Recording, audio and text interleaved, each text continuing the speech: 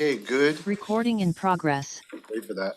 All right, good afternoon. Welcome to the Thurston County Board of County Commissioners business meeting for this Tuesday, December 2nd, 2025. It's 2:06 p.m. My name is Ty Menser, Chair of the Board. To my right, Vice Chair Commissioner Wayne Fournier, Commissioner Carolina Mejia. To my left, Commissioner Emily Klaus, and Commissioner Rachel Grant, participating virtually. Calling the meeting to order and with the Pledge of Allegiance, and we will have Vice Chair Fournier lead us in that. I pledge allegiance to the flag of the United States of America and to the republic for which it stands, one nation, under God, indivisible, with liberty and justice for all.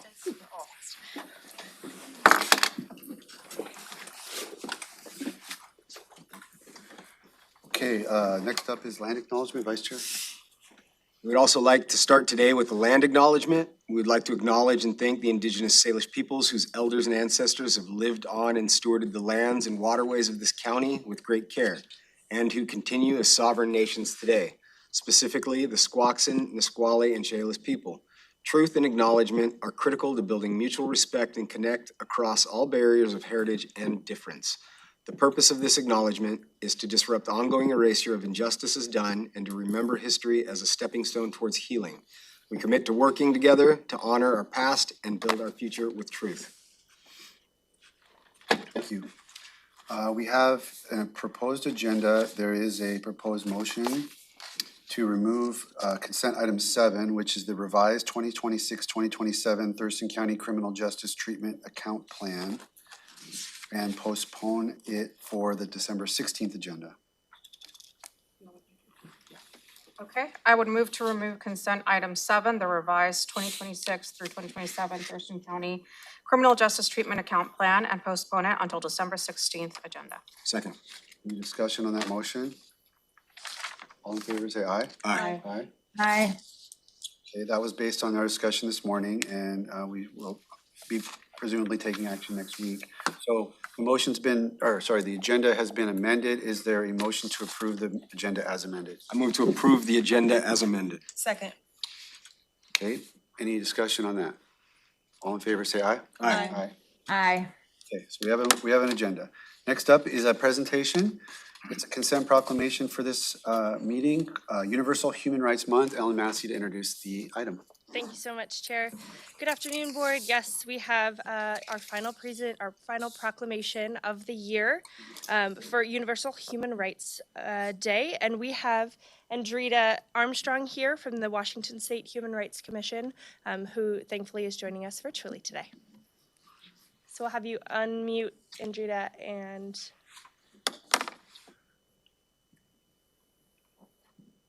can you unmute her?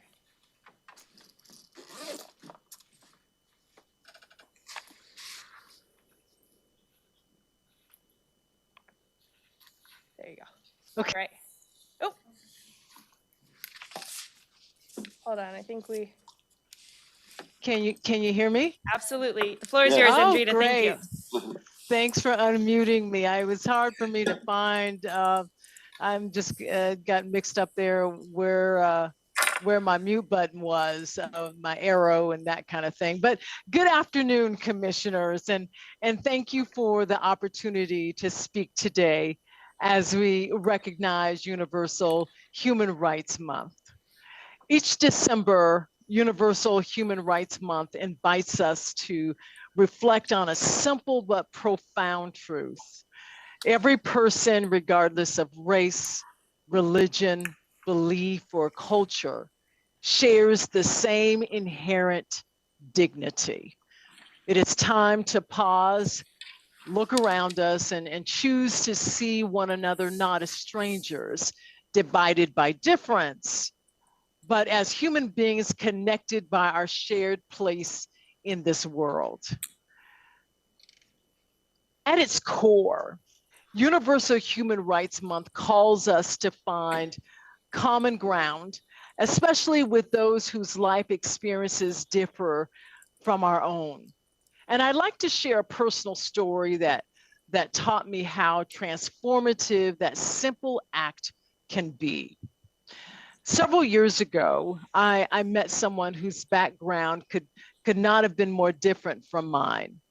We were raised in different countries, in different faith traditions, and with very different cultural expectations.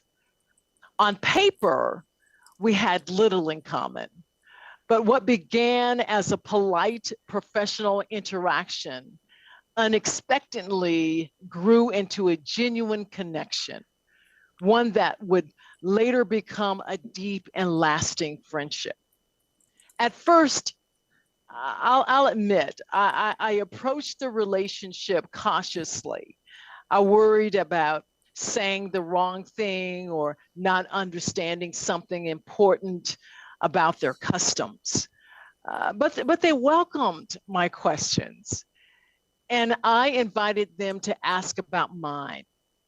Over time, I learned about their celebrations, their food, um, the meaning behind certain expressions, and the values that shape their approach to family and community.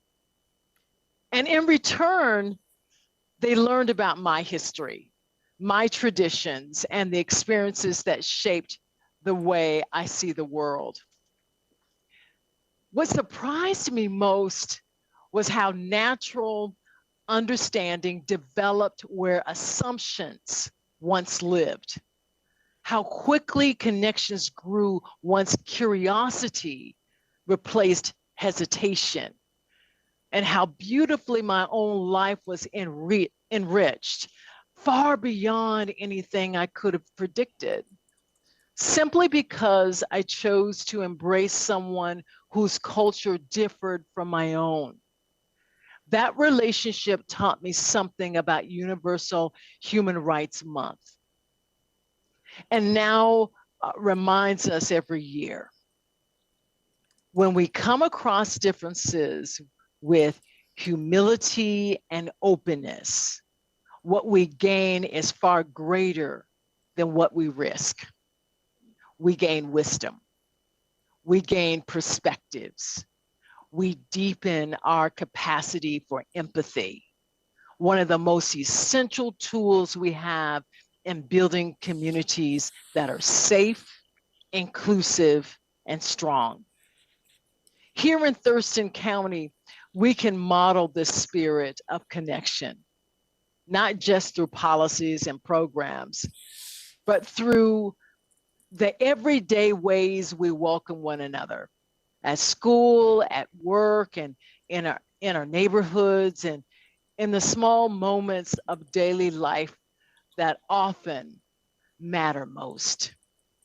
As we move through this month, I invite all of us to reflect on the simple question: who in my life might I understand better if I slowed down and reached across our differences? Because when we do, we affirm something that is foundational to human rights. Every person deserves to be seen, heard, and valued. Thank you, commissioners, for recognizing Universal Human Rights Month and for your ongoing commitment to fostering a community where every individual can live with dignity, respect, and opportunity. Thank you. Thank you, Ms. Armstrong.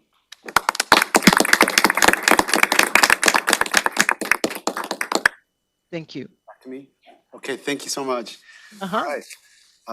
We're going to move to public comment, and this is related to items on today's agenda. We'll have a general public comment section at the end, toward the end of the meeting. But as to agenda item related comment, we have Barry Halverson up first.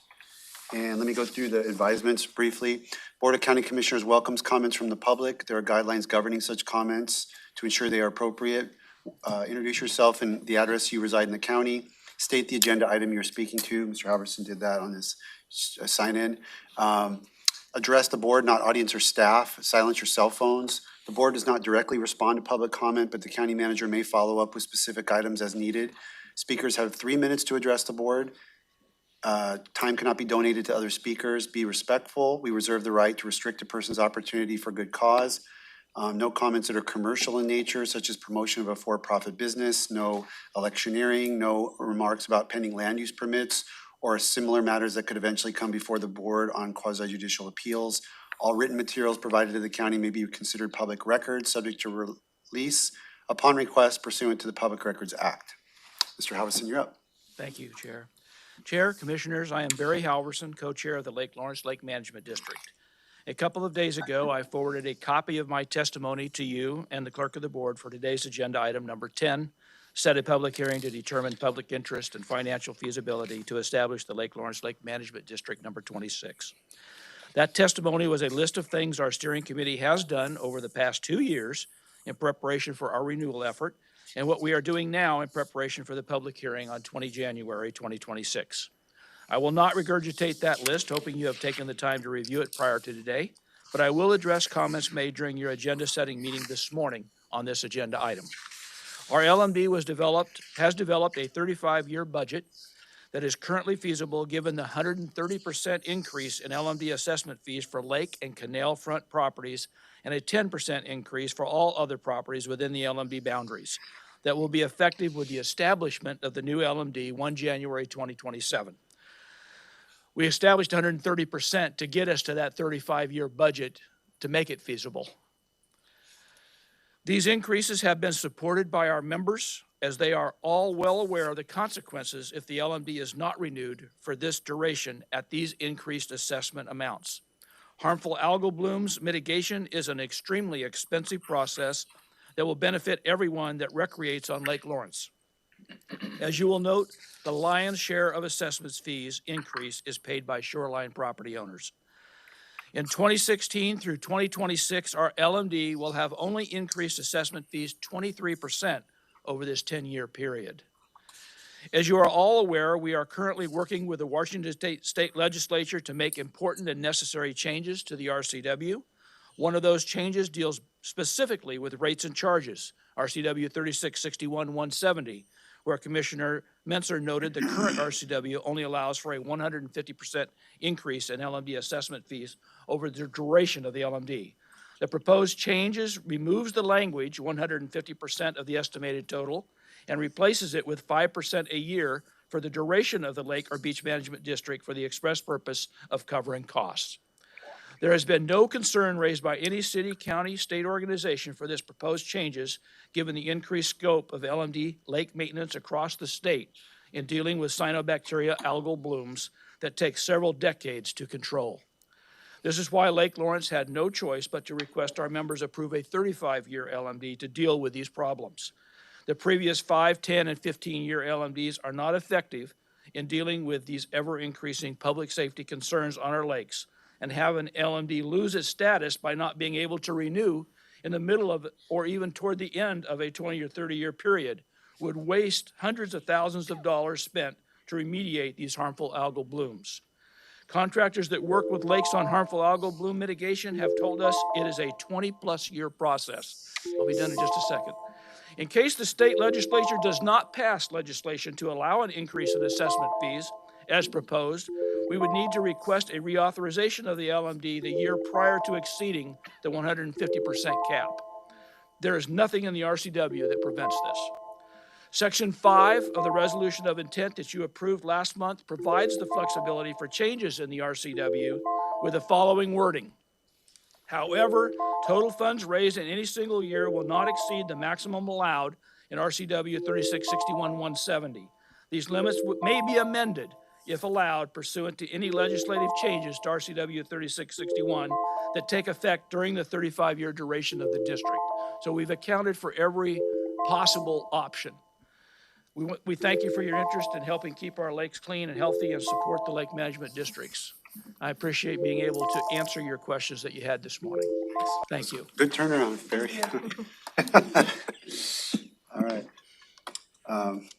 That's the only person signed up. Is there anyone else who wanted to provide comment for an agenda item? And I don't see anyone online. Okay, then we'll move forward to county manager update.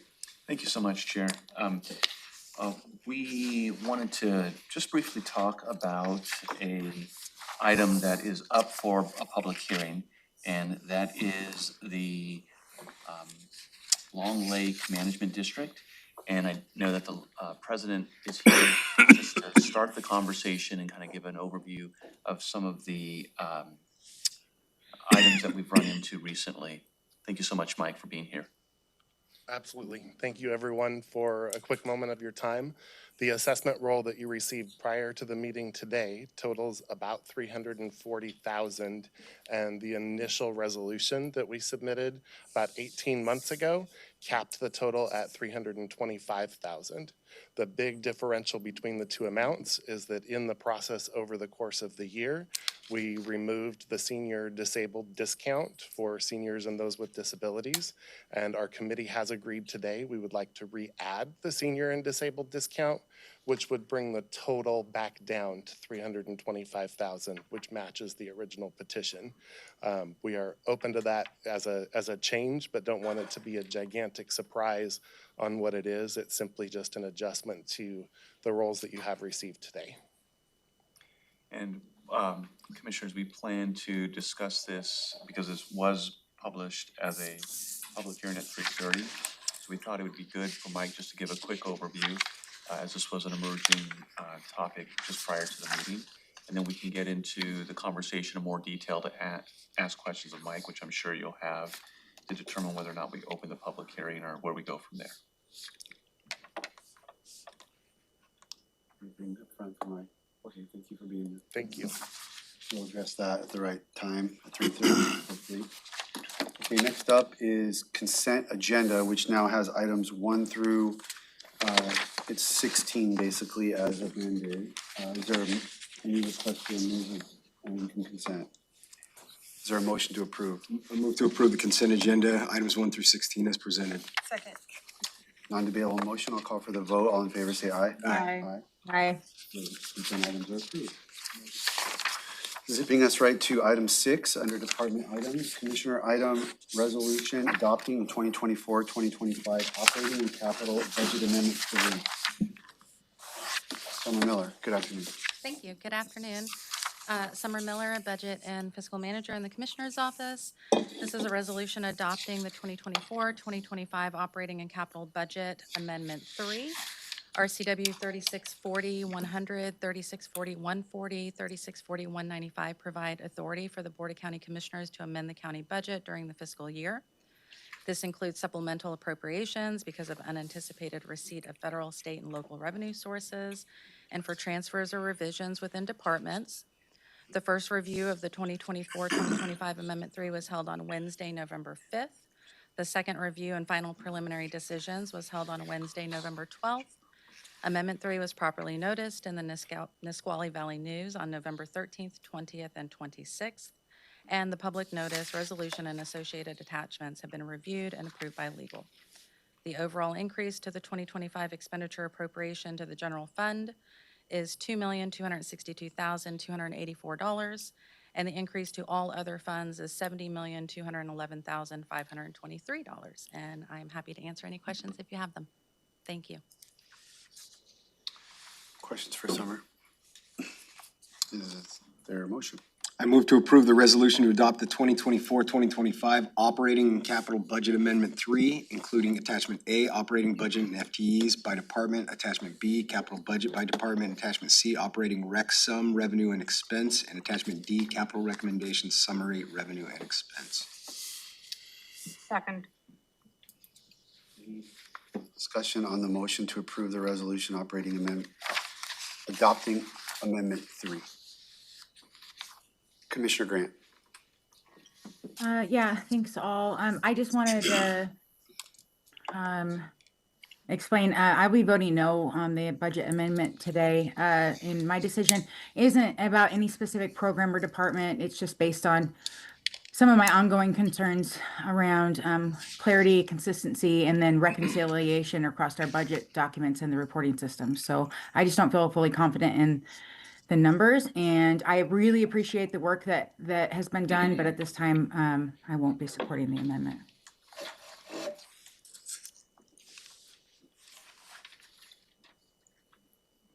Okay, any other discussion point? I'll just repeat something I said this morning, which is just want the public to understand, the budget amendments come up periodically during the biennial budget, and there are things that have to be adjusted, and all discretionary decisions that commissioners had before them to increase pressure on our general fund were denied by the board, I think unanimously, I don't recall, but certainly by a majority of the board. So the increases that you see, I believe, are completely reflective of contractual obligations and cost increases that were beyond our discretionary control. So just want the public to know that, because they're gonna see a pretty tough budget next week when we adopt our next biennial budget. Any other discussion? Good point, thank you. Yep, call for the vote. All in favor, say aye. Aye. Aye. Opposed? Nay. Okay, that motion passes. Thank you. Next up is Public Works. Letter of intent to RCO, the Recreation Conservation Office, for relinquishment of partial ownership of a portion of Yelm Rainier Tenino Trail. Good afternoon, Commissioners. Karen Weiss, Public Works Director. This request is to authorize the Public Works Director to sign a letter to the Washington State Recreation and Conservation Office, RCO, confirming Thurston County's intention to relinquish ownership and maintenance of a 1.6-mile portion of the Yelm Rainier Tenino Trail to the City of Yelm. Earlier this year, following 2 work sessions, the Board of County Commissioners directed staff to transfer the portion of the Yelm Rainier Tenino Trail located within the Yelm urban growth area to the City of Yelm. Comprised of 5 parcels, these were originally acquired by the county as a part of an RCO grant. Per the terms of the agreement, RCO and the Washington State Department of Transportation retained interest in the transfer and the proposed use of the properties in perpetuity. Earlier, WSDOT retained or provided a termination of convenience letter relinquishing their interest in the Yelm Rainier Tenino Trail. This letter will initiate the process to amend the original agreement with RCO to add the City of Yelm as a secondary sponsor, which will allow the transfer of ownership of the 1.6-mile trail portion, while the county will retain ownership and maintain all other portions of the Yelm Rainier Tenino Trail. Staff will return at a future date to request the board authorized to sign an amended agreement with the RCO. Questions? No questions or a motion? I move to authorize the Public Works Director to sign a letter of intention addressed to the Recreation and Conservation Office, confirming Thurston County's intention to relinquish ownership and maintenance of a 1.6-mile portion of the Tenino Rainier Yelm Trail to the City of Yelm. I was waiting for Commissioner Grant to Oh, second. second. Yeah. Thanks. Commissioner Grant gets a second on that. Yeah. And discussion on this motion. I'll just say that the intent of this, we've been working with the city, leaders in the City of Yelm for quite a while, and the intent is to increase service and continuity of the service of the trail. The county runs a parks and trail system on a skeletal staff across the whole county, and you've got pieces of this trail that go through urban growth area and City of Yelm, and they have a better ability, was the thought to do improvements and maintenance on that portion that's right there inside of their community essentially. So we worked out this cooperative agreement, took a lot of legal pieces, and thank the staff for working with the commissioners on it who really wanted to see this kind of get done, because we think it's going to benefit the community ultimately. So thank you. We're not Karen. quite there, but this is an important step on that process. Very yes. important step, and Yelm's working on their side with the Correct. same type of commitments to the state government. Absolutely. Yeah, and I will pipe in, and I just want to give recognition to Ashley and to her team and to all involved. This really was a lot of work on both sides, and it really goes to show, how if we work across our jurisdictions, we can really make great things happen. Yelm is really excited about this, and I'm excited that we're able to coordinate. So thank you so much for all your work. Okay, thank you. Then I will, that's on into discussion. I'll call for the vote. All in favor, say aye. Aye. Aye. Aye. The motion passes. Thank you. Thank you. Next up, we have project prospectus and local agency agreement for the Rochester Main Street Improvements Phase 1. And Matt Unzelman, this is another exciting This is a good one. project. Matt Unzman, Thurston County Engineer. Public Works has been awarded $1 million in state funding through the Sandy Williams Connecting Communities Program for the planning, design, right-of-way phases for the Rochester Main Street Improvement Project. This is phase one of the project. The project will improve approximately a half mile of US 12 through downtown Rochester. Improvements include sidewalks, enhanced pedestrian crossings, pedestrian lighting, traffic calming, curb extensions, and access control.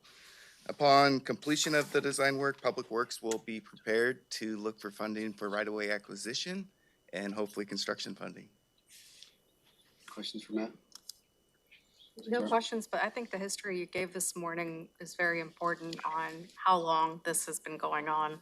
I don't know if you mind sharing now. Well, yeah, I was just mentioning that when I joined the board in 2019, this was already, had been worked on. There was community outreach. There was a whole bunch of really, very well-attended open houses that our team had done down in Rochester. That part of the county was in my district at that time. So I got involved in that, and I was on TRPC. TRPC was involved. There's a thing called the Complete Streets Ordinance, which if a county adopts it, enables other grant money to come forward, and we took the legislative action and teed that up and got that through across the finish line from the board's perspective. So this has been going on for a while, and Rochester is obviously a kind of a unique spot in Thurston County, being outside of, it's really the closest thing to a downtown area that's outside of any municipality. And it has a main street type of a feel to it. So to see, and it's allowed to be that way under the Growth Management Act as I think a LAMERD, they call it, a local area of more intense residential development. So it has status to be able to develop and create more of a place where people can bicycle and pedestrian, have those kind of upgrades, better lighting, safety. And this is all part of that kind of vision for that kind of historic area of our county. Okay, so we had the motion, not yet, I'll call for a motion. All right. I move to authorize the Public Works Director to sign a letter of intention addressed to the move to authorize the Director of Public Works to execute the project prospectus and local agency agreement and all subsequent amendments and supplements with the Washington State Department of Transportation for the Rochester Main Street Improvements Phase 1 project, CP C61538. Thank you. Second. Motion and second to authorize the director to execute this project prospectus and agreement. Any other discussion on that motion? Yes, sir. I jumped ahead to discussion before seconded. Just thank you to Matt Unselman. Thank you to Karen for all, and even Director Walker, because she was, or ACM Walker now, but former Director of Public Works, for all of your work on this, just to be able to get the amount of funding that we were able to get for this project. This is just for the planning piece. It's a very big deal, and so thank you for all of your efforts. I think the community will be very excited about this. So, big props. Okay, discussion, I'll call for the vote. All in favor, say aye. Aye. Aye. Motion carries unanimously. Thank you.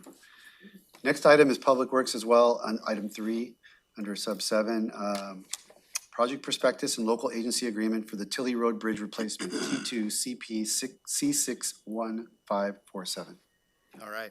Public Works has been awarded $700,000 in federal funding for the design and right-of-way acquisition phases of the Tilley Road Bridge Replacement Project. To obligate this funding, Public Works is requesting the Board of County Commissioners authorize the Director of Public Works to execute a project prospectus as well as a local agency agreement. The project will replace the existing bridge on Tilley Road, which crosses over Beaver Creek just north of 140th Avenue. This segment of Tilley Road serves as a detour route for I-5 when emergency closures occur. It's anticipated the bridge will be weight restricted in the near future, so the timing of this project is very fortunate. Questions for Matt? Another District 4 project. Thank you. I knew that was coming. Okay, I'm ready for motion. Move to authorize the Director of Public Works to execute the project prospectus and local agency agreement and all subsequent amendments and supplements with the Washington State Department of Transportation for the Tilley Road Bridge Replacement, T2, project CPC 61547. Second. Motion and second to authorize the prospectus and agency agreement on this Tilly Road Bridge replacement. Any discussion on the motion? Hearing none, call for the vote. All in favor, say aye. Aye. Aye. Aye. Motion carries unanimously. Thank you, Commissioners. Next up is public comment related to general matters. No one signed up. Is there anyone here to give public comment today? I see no one online, so we can move right along. Bringing us to Commissioner Community Reports. Commissioner Grant, do you want to go first? Yes, that'd be great. Thank you. Oh, just one sec here. You guys are getting the sound of my grand puppy in the background, if you can hear that. Looking for it. Okay, so I want to just make a, let's see, since the last time we met, here's some of the things that I've been doing. We've had sorry, I'm looking through it. The Wasatch Federal Issues Committee. I attended the Wasatch County Leaders Conference. We've had the National Association of Counties Health Steering Committee, the Transportation Board agenda setting meeting. And sorry, I'm dealing with this puppy. Okay, and 911 Advisory Committee briefing. I've met with a couple different constituents, attended the swearing in ceremony at the Thurston County Auditor had for our newly elected people. Have attended some Yelm Council meetings and had a couple other meetings with folks in the community. I also, I do want to just make a public statement at this point. Oh. I haven't been as present as normal, so I want to thank everyone who's been really patient and understanding as I've had to cancel a lot of appointments over the last few weeks.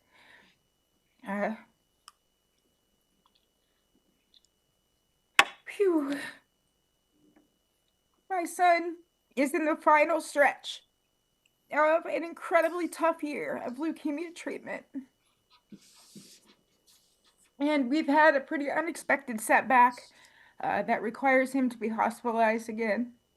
And we're so close to being done. And it will be done, and we are going to move towards being done, but then he's getting excellent care. But I really just want to reach out and sincerely thank all the constituents really for the grace that you've shown when I haven't been as publicly present as usual. And I've had to cancel lots of meetings. So thanks to everybody for being so supportive and allowing me to focus both on my family and on the responsibilities of this office. I'm really deeply grateful.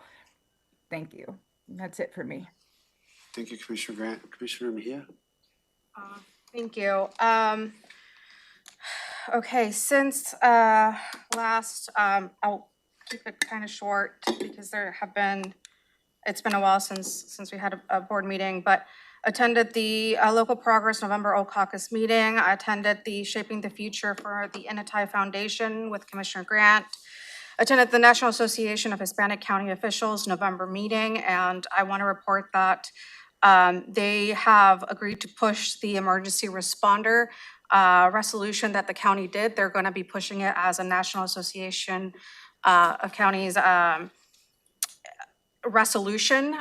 So we'll be having both Congresswoman Randall as well as Commissioner Fournier come and talk a little bit about that at our next meeting. So it's very exciting that one of our local resolutions is going to be pushed nationwide.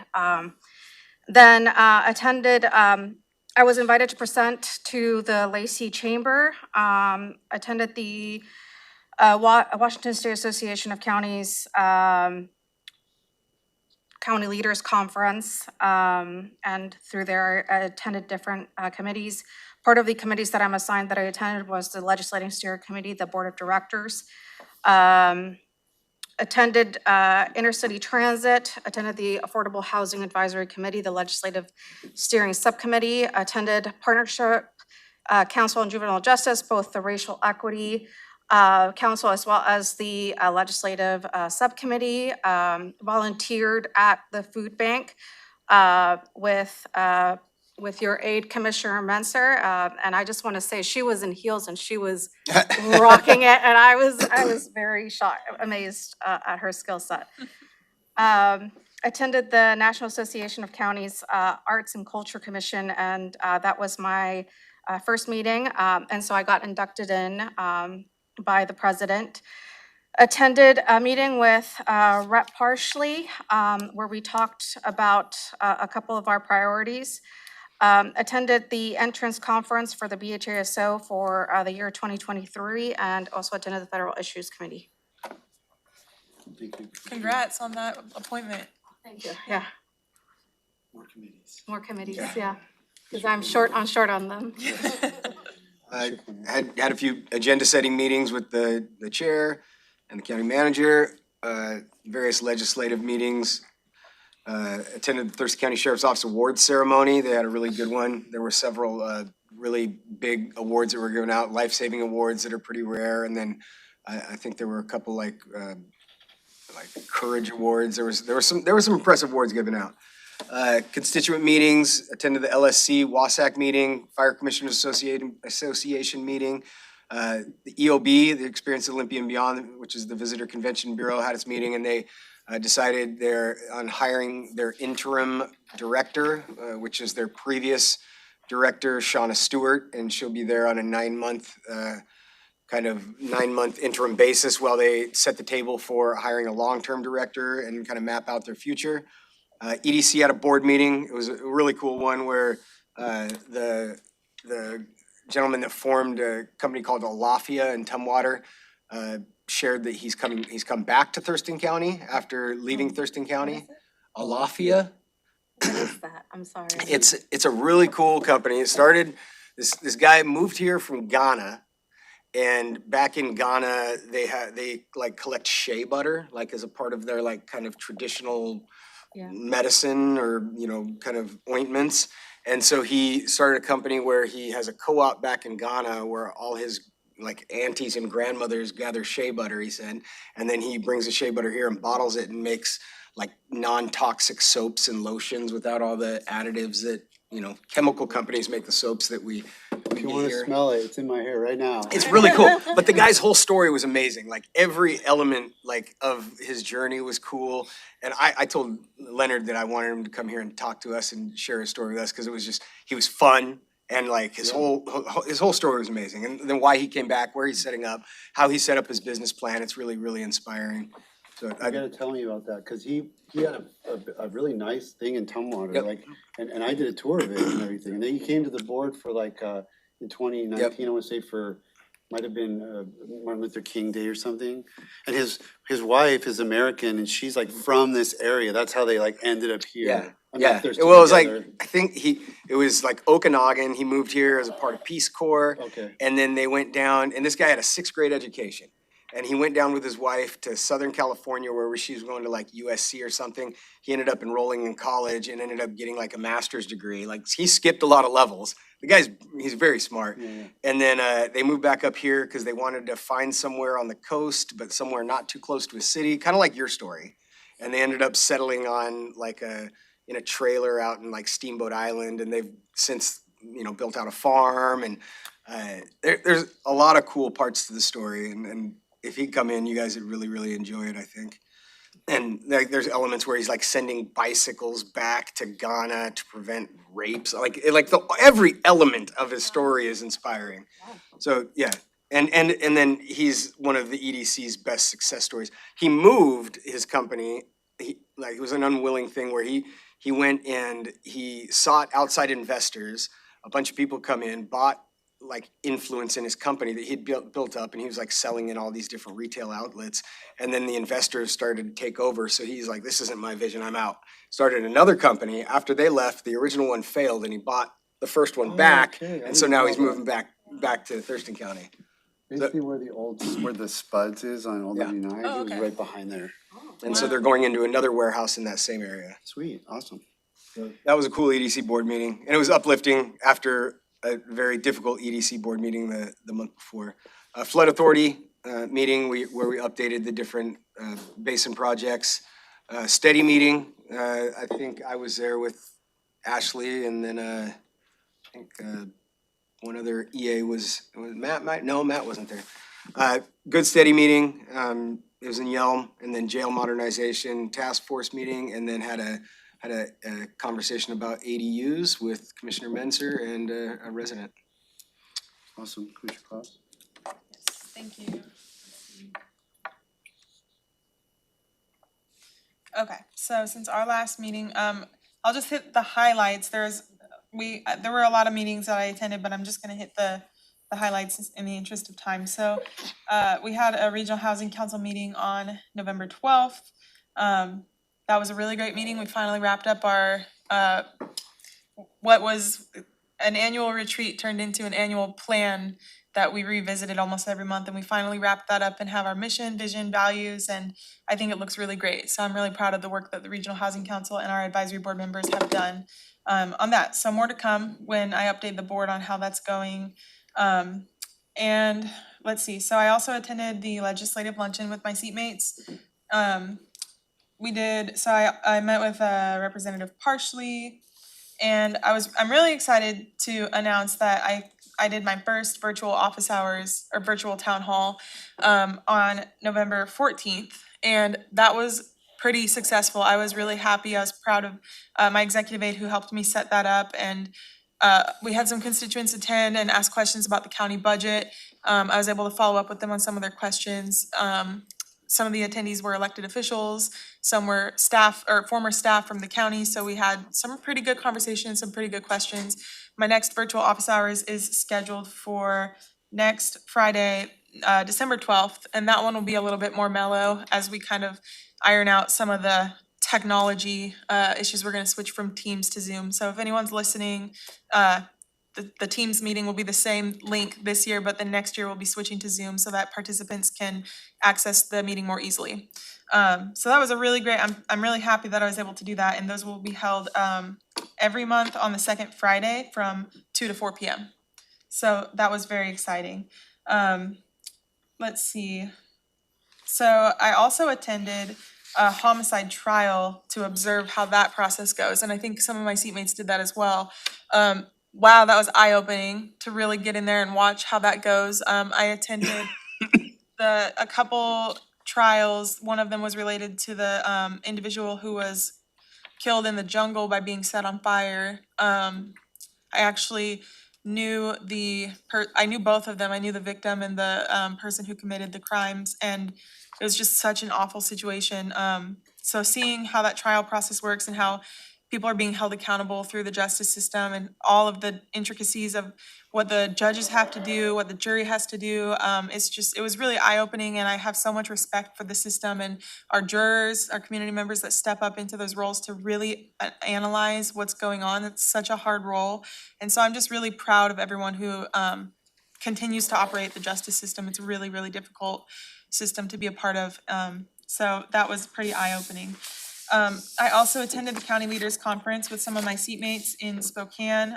Learned a lot at this year's conference. It was very, very productive and also very, very busy. Some of the things that stood out were just kind of hearing what other counties are doing with, different things that are coming up in our world, like AI, how AI is being used across different counties in the state.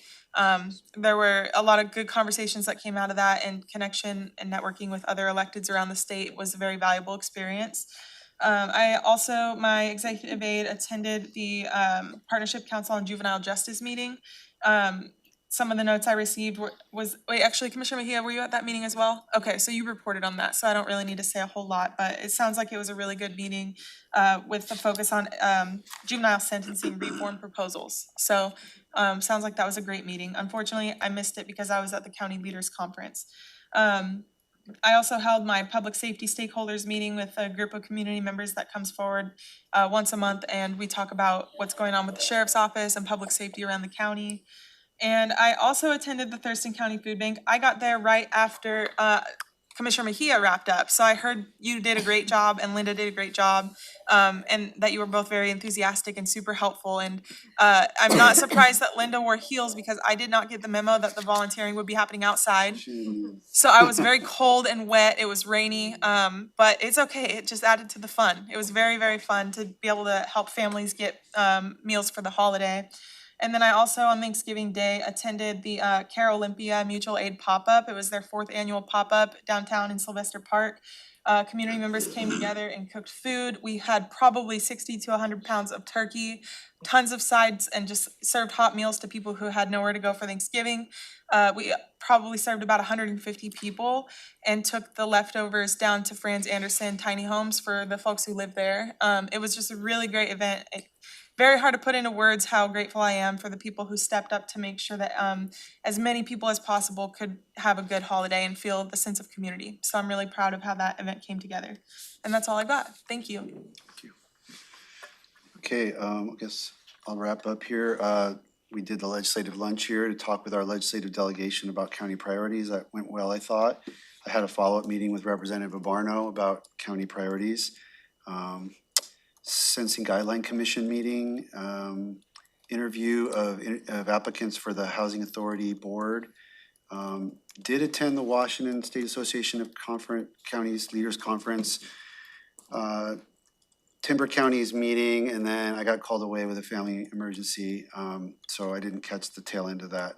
But Mayor's Forum last Friday, canvassing board meetings, 2 or 3 of those to wrap up the election, and we're done with everything except for the recount on the Port Commission race, which we'll finish up on Friday. Attended the swearing-in ceremony for the new elected officials with Commissioner Grant.